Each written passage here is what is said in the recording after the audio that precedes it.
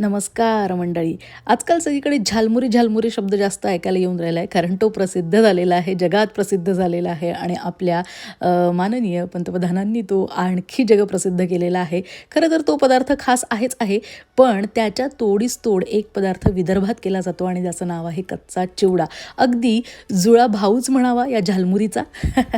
तर चला करूया आज आपण कच्चा चिवडा. अतिशय सोपं आहे, 5 मिनिटात होतो, गॅसशिवाय होणारा पदार्थ आहे आणि सगळ्या रसना तृप्त करणाऱ्या आंबट गोड तिखट असा मस्त एकदम चमचमी स्वादाचा हा छानसा पदार्थ आहे, जो उन्हाळ्यातल्या तुम्ही सायंकाळच्या वेळेला किंवा सकाळच्या न्याहारीला कोणत्याही वेळेला हा खाऊ शकता. एकदम मस्त लागतो.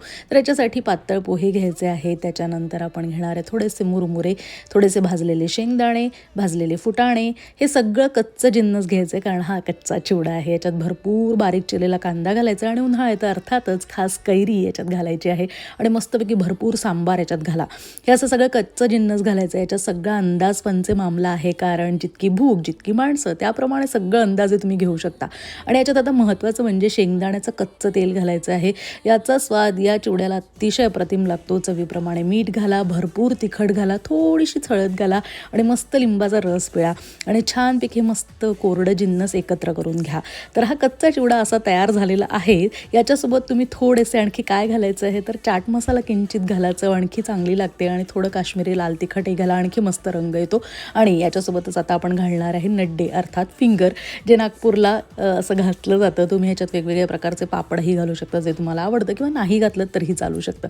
आणि असा कच्चा चिवडा तयार आहे. अतिशय लवकर होतो आणि उन्हाळ्यातल्या अशा दुपारी जेव्हा किचनमध्ये जावंसं वाटत नाही त्यावेळेला असा खास पदार्थ गॅसशिवाय नक्की करून बघा. आणि हा झालमुरीला अगदी तोडीस तोड पदार्थ आहे. करून बघा, खाऊन बघा.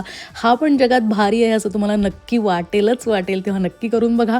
हा व्हिडिओ आणि हा पदार्थ आवडला असेल तर लाईक करायला विसरू नका, शेअर करायला विसरू नका आणि त्याबरोबरच चॅनलवर नवीन असाल तर सबस्क्राईब करायलाही विसरू नका. आपलं चॅनल आहे मराठी किचन इन अमेरिका. तर भेटत राहूया अशा खास पदार्थांसह, चटपटीत, चमचमीत आणि झटपट होणाऱ्या. तोपर्यंत नमस्कार. जाणीजे यज्ञ कर्म.